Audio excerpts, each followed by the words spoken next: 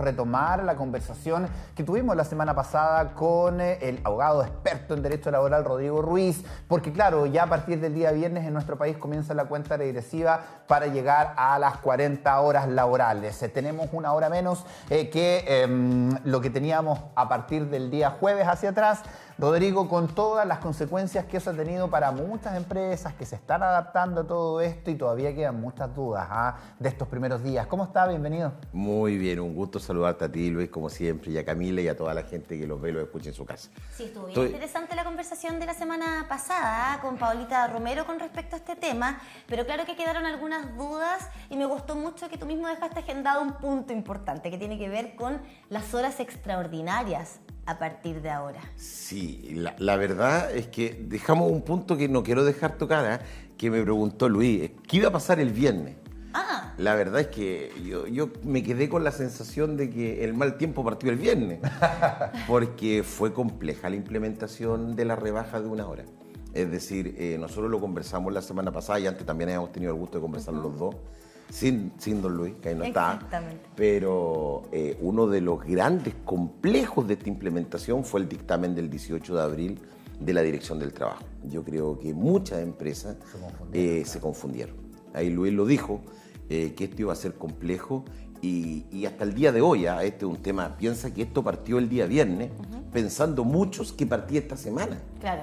Y además, el primer problema fue que las empresas dijeron, bueno, parte la próxima semana y les damos una hora menos el viernes. Pero esa hora menos el viernes tenían que tomarse el mismo viernes. O sea, no este viernes. El día viernes 26 partió. Ya tenían que haber salido una hora antes Así las y es. los trabajadores. Sí. Y lo otro que es fundamental, y por eso es que es muy bueno este espacio, para que entiendan las empresas de que hoy día, si no llegaron a acuerdo, porque cuando hay acuerdo todo está más fácil cumpliendo con las formalidades del acuerdo, es decir, cuando efectivamente tú hagas un acuerdo por escrito con los sindicatos, con los trabajadores no sindicalizados, si no hay sindicato, con todos los trabajadores, en definitiva, y ahí tú podrías jugar. Pero la mayoría de las empresas optó por no tener acuerdo. Por lo tanto, la gracia de no tener acuerdo es que el empleador está obligado a informar qué día de la semana se van una hora antes. Es tan sencillo como eso, pero tiene que ser a qué hora se van una hora antes, no que llegan una hora después, no que vamos a cortar la jornada en 2 media horas, no. Hoy día, después de la interpretación que hizo la Dirección del Trabajo con el dictamen 235 del 18 de abril, la empresa dice, yo el jueves todos se van una hora antes, y se acabó, y ahí está regularizado todo. Pero eso es lo que tienen que hacer hoy día. Rodrigo, vamos a tomar contacto con la señal oficial de gobierno. Hasta ahora habla la ministra Camila Vallejo. País. Retomamos nosotros la conversación con Rodrigo Ruiz a propósito de ley, Rodrigo, hablando de esta ley de 40 horas que ya se comienza a implementar, o esta cuenta regresiva para llegar a las 40 horas el año 2018, 28. Y que claro, ya tiene este viernes en las primeras luces y la mayor cantidad de dudas están en torno a lo que significan las horas extras, porque muchas empresas no están tan preocupadas de que trabajen menos, sino que de no trabajen más, porque viene a entregar más beneficios precisamente a quienes hagan estas horas extras que a veces no eran muy controladas. A ver, lo que pasa es que esta ley mantiene el régimen ordinario. El régimen ordinario no es el que trabaja más de 44 horas, que esa también es una pregunta recurrente. El régimen es ordinario el que trabaja más de la jornada ordinaria. Me explico. Si Camila, por ejemplo, está contratada por 40 horas y trabaja 41, le tienen que pagar una hora extra. Okay. Si está contratada por 44 y trabaja 46, le tienen que pagar 2 horas extra. Eso es lo que se denomina el régimen ordinario, como a ti te contratan. Bueno, y la gracia de ese régimen ordinario es que toda hora extra te la pagan con un 50% de recargo. La reforma introduce una modalidad distinta, pero una modalidad que no se aplica sola. Lo que implica es que yo puedo llegar a un acuerdo con el trabajador. Yo, empleador, trabajador, yo le digo, mire, necesito que usted trabaje hora extraordinaria. Y el trabajador dice, perfecto, pero no se las quiero pagar. Se las quiero compensar por días de feriado. Si llega un acuerdo por escrito, y ese acuerdo por escrito es súper relevante. ¿Por qué? Porque ahí marca el día cero. Desde que tú llegas a ese acuerdo por escrito, el trabajador puede empezar a hacer hora extraordinaria. Y si hace hora extraordinaria, empieza a sumar días. Un día de hora extraordinaria equivale a un día y medio de feriado. Entonces tú puedes sumar hasta llegar a un tope de 5. Pero ya una hora extra no es considerada más sueldo. No, porque tú transformaste la hora extraordinaria, la transformaste en feriado. Ya. Entonces, Y tengo que hacer un número de horas para tener un día. 24. No, 24 horas no, extras. No, si tu jornada, por ejemplo, es de 9 horas, tu jornada ordinaria, Ajá. de lunes a viernes, todos los días trabajas 9 horas. Si tú tienes 9 horas extra, tú ya tienes un día y medio. Y medio de feriado. Un día y medio. Perfecto. O lo digo más fácil. Si tú haces 2 días completos de tu jornada ordinaria, lo haces de hora extraordinaria, tú ya juntaste 3 días. Y esos 3 días, y por qué te decía que este pacto es tan relevante, tú te lo tienes que tomar dentro de los 6 meses de que firmaste el pacto. Ahora, si no firmamos ese pacto, Se paga. si un empleador y su empleado no firman este contrato por escrito que estipula, ¿cierto?, que de ahora en adelante las horas extras van a equivaler a día feriado y no a un monto en dinero, sí. ¿qué es lo que ocurre? Régimen ordinario y el empleador te tiene que pagar con un 50% de recargo mínimo la hora extraordinaria. Ahora, este acuerdo puede ser, bueno, el nombre lo dice, ¿no? Es un acuerdo. Ahí nos imaginamos que tiene que haber un consenso entre ambas partes, pero ¿qué pasa si mi empleador quiere imponer una manera de pagar las horas extras? Es decir, me dice, no, a mí no me sirve que sea con días feriados, te voy a pagar las horas extras como a la antigua nomás. Es que ahí hay un problema de base. La hora extra es voluntaria, que aquí cuesta de repente que lo entiendan, pero en Chile a nadie le pueden obligar a hacer hora extraordinaria. Para que un trabajador haga hora extraordinaria, me estoy yendo a lo antiguo, te tiene que firmar un pacto que no puede durar más de 90 días. Por lo tanto, si yo no firmo el pacto, yo trabajador, no me pueden obligar a hacer hora extraordinaria. O sea, me puedo negar Siempre. si no estoy de acuerdo con la modalidad del empleador. No, me puedo negar siempre a la hora extraordinaria. Perfecto. La hora extraordinaria en Chile, a partir del año 2001, es intrínsecamente voluntaria.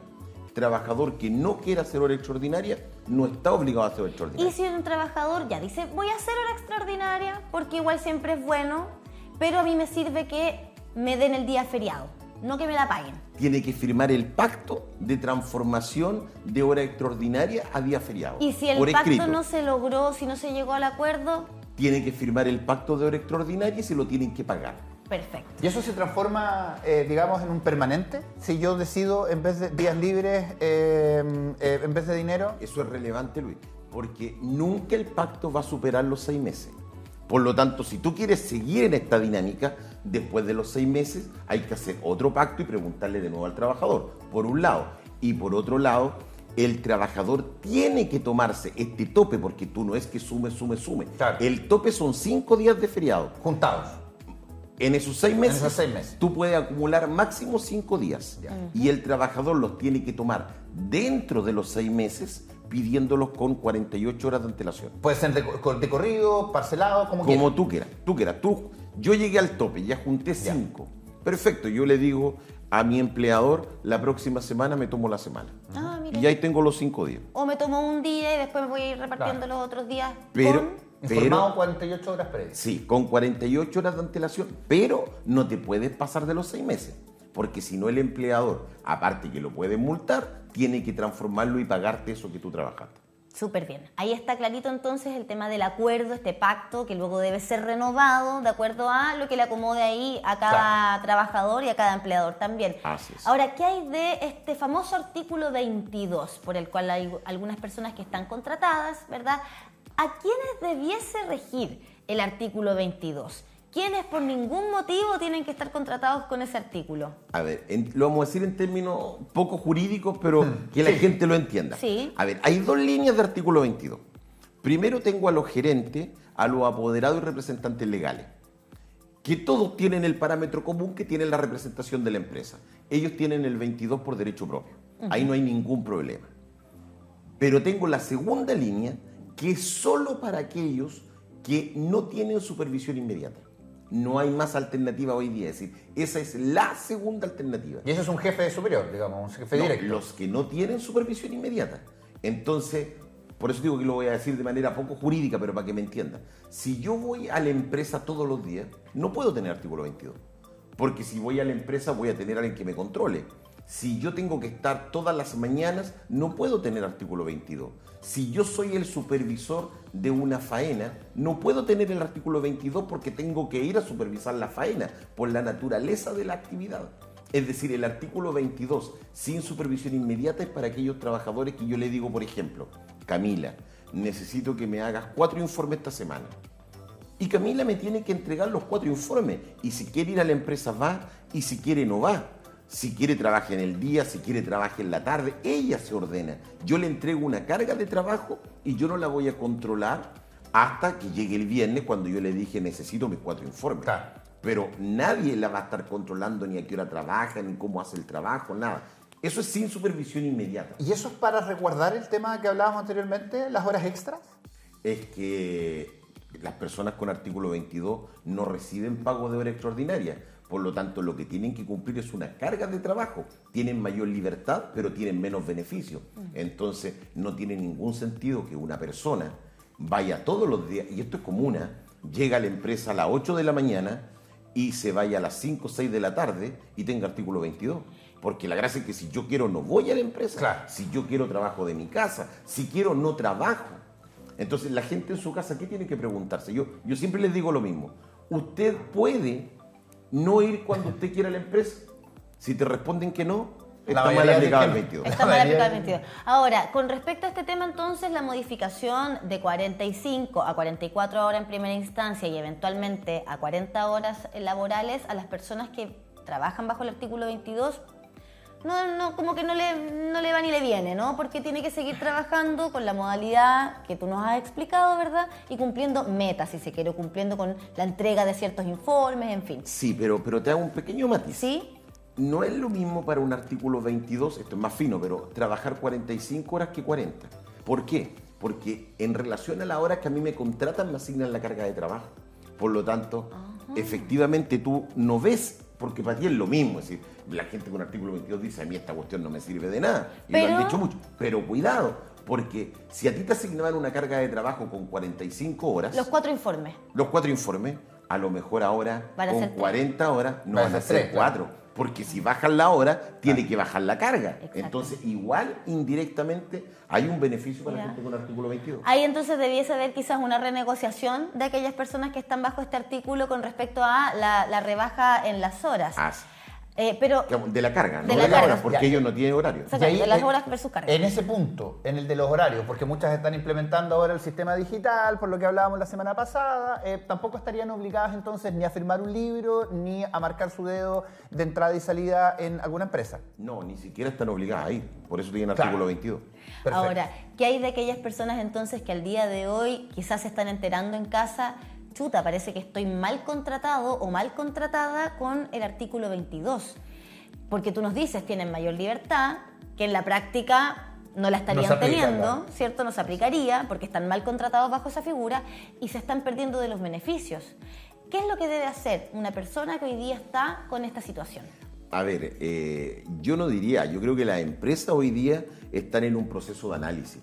Y son las empresas las que tienen que reevaluar los puestos de trabajo y ver si con la reforma la gente con artículo 22 efectivamente cabe dentro del artículo 22. Y las que no caben van a tener que transformarlo y pasarlo a una jornada ordinaria de trabajo como todos los demás. Ese es el análisis. Si el trabajador ve que no pasa eso, la recomendación es hablar con su jefe y conversar la adecuación del artículo 22 y pasarlo a marcar libro, reloj, biométrico en la mañana y en la tarde. Es decir, ahí hay un tema. Estamos en un proceso de readecuación. La Dirección del Trabajo no va a dar abasto para ver a todas las empresas ni a todos los empleadores.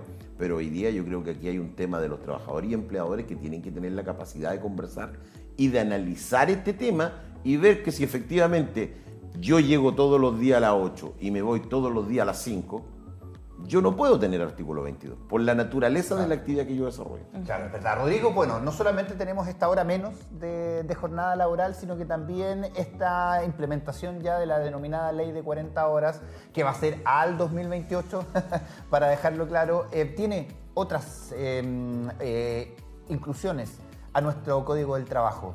Sí, de hecho también hay una modificación importante que va a servir mucho en algunas empresas, que son el sistema de turnos compensados. En términos súper sencillos, el sistema de turnos compensados es cuando tú trabajas una semana menos y una semana más. Me explico. Imagínate que esta semana tú trabajas en tu trabajo 35 horas. Porque esta semana la carga de trabajo era 35 horas. Pero la próxima semana tienes mucho trabajo. Claro. Y vas a trabajar 45. Entonces las semanas se te pueden compensar. Y si tú sacas el promedio de 35 y 45, te va a dar 40 al final. Entonces hoy día también se puede jugar desde el punto de vista de compensar las semanas. Las matemáticas sirven compensando 2, 3 o 4 semanas. Es decir, eso es súper interesante porque efectivamente en la medida que tú tienes más cargas de trabajo a veces y menos otras veces, eso te daría mayores libertades para irte antes y después para irte después. Y eso es importante en la planificación de cada empresa, de saber cuándo hay más carga laboral, en qué fechas a lo mejor, reforcemos aquí, relajemos más acá. Sí, ese sistema me pareció interesante justamente en aquellas empresas que son mucho más dinámicas. Y lo otro que es relevante, pero no nos olvidemos que la reforma es, bajamos a 44 hoy día, el 26 de abril de 2026 bajamos a 42 y el 26 de abril del año 2028 bajamos a 40. Pero hay muchas empresas que ya bajaron a 40 y esas empresas que ya bajaron hoy día a 40 o menos pueden distribuir la jornada en 4 días. Cosa que lo conversábamos también la semana pasada, cosa que hasta el día 25 era ilegal. Podía, claro. Y ahora yo sí puedo distribuir mi jornada en 4 días y dejar que los trabajadores descansen 3 días. Y eso también tiene un efecto muy interesante desde el punto de vista para aquellas empresas que no son de proceso continuo y que pueden, desde el punto inclusive de ahorro de la empresa. Porque tener una empresa cerrada 3 días eventualmente podría significar un ahorro considerable en los gastos fijos que va a tener esa misma empresa. ¿Y eso puede ser compensado también? Una semana trabajamos 4 y la otra hacemos ya, ok, sumémosle una más. No, ahí lo que podría hacer es una semana trabajamos 4 y la próxima semana cuando te requieran trabajas un día más íntegro como era extraordinario. Ok. Ahora, me salta una duda. ¿Qué es lo que puede llegar a ocurrir en el caso de algunos trabajos, empleos, que efectivamente no puedan hacer la misma pega, el mismo trabajo, con esta reducción de horas? ¿Cómo se van a tener que adaptar? Porque claro, aquí empiezan a surgir las necesidades de cada empresa. Nos decía, hay empresas que son dinámicas, que pueden hacer esta compensación de las horas, ¿cierto? Entre una semana un poquito más trabajada, una semana menos trabajada. Pero ¿qué va a ocurrir con aquellos equipos de trabajo que digan, ¿sabes qué? Nos están faltando las horas que teníamos antes. No estamos dando abasto para hacer el mismo trabajo con esta reducción de horas que podría llegar a pasar eventualmente. Yo le agregaría eso. Está muy buena la lectura, Camila. Es decir, tú tienes toda la razón. Y súmale a la reducción del artículo 22. ¿Qué va a pasar con aquellos trabajadores que sí a veces funcionaban con 22, a veces no, pero que el 22 les servía para poder hacer actividades los fines de semana, en las tardes, horarios donde trabajo en la mañana y en la tarde-noche? Sí, claro. Y hoy día no se puede. Eso hoy día no se puede. En términos técnicos, la única alternativa que le está quedando a esas empresas es contratar más gente. Es decir, no tienes otro. Es decir, desde el punto de vista técnico, si tú quieres hoy día poder abarcar más espacio, porque todos los problemas dicen relación con poder abarcar más tiempo en el día, está obligado a contratar más gente, que es uno de los grandes problemas que trae la rebaja para algunas empresas, sobre todo desde el punto de vista del artículo 22, no de la reducción de una hora hoy día. A lo mejor este problema de la reducción lo vamos a tener en el 2028, porque 5 horas menos sí te pegan en el proceso productivo. Una hora no se siente tanto, sobre todo con la dinámica que las empresas, la gran mayoría, está yéndose una hora más temprano el viernes. Entonces tú te das cuenta que de lunes a jueves no te altera el proceso. Y el viernes hay que hacer el acomodo. Pero desde el punto de vista del artículo 22 hoy día, con la restricción, sí, porque los trabajadores que antes, como te decía yo, en la mañana tenían que ir a Cañete y en la tarde tenían que estar en Lebu, a ellos no hay régimen con horario que te cuadre. Entonces, ¿qué tenéis que hacer? Tengo que tener un trabajador que en la mañana vaya a Cañete y en la tarde vaya a Lebu para poder cumplir los derechos laborales ambos. O sea, eso es lo complejo y ahí, eso es lo que está pasando hoy día. Ahí, claro, va a significar mucho el ordenamiento de las empresas. Y tenemos diversidad de empresas en nuestro país, lamentablemente, que, claro, vamos a tener que ir todo acomodándonos. Y también lo decíamos, Rodrigo, nosotros como ciudadanos, más allá del rol que cumplimos en algún momento como trabajador, también cuando vamos como cliente a algún lugar, también tener esa consideración, que a lo mejor ya no va a ser como antes, el horario que queríamos ir, a lo mejor van a cerrar más temprano, van a abrir más tarde, en fin, o sea, también vamos a tener que ir entendiendo que si todos queremos mejorar nuestras condiciones, estar más tiempo fuera de la vida laboral, también tenemos que ir entendiendo estos cambios que van a vivir algunas empresas en cuanto a sus rutinas. Preguntarte también las rutinas de las trabajadoras de casa particular. ¿Tienen alguna modificación dentro de esta ley? A ver, lo que pasa es que las trabajadoras de casa particular es un caso bastante más complejo. Pero en términos súper sencillos, hay dos tipos de trabajadoras de casa particular. Las que son puertas afuera y las que son puertas adentro.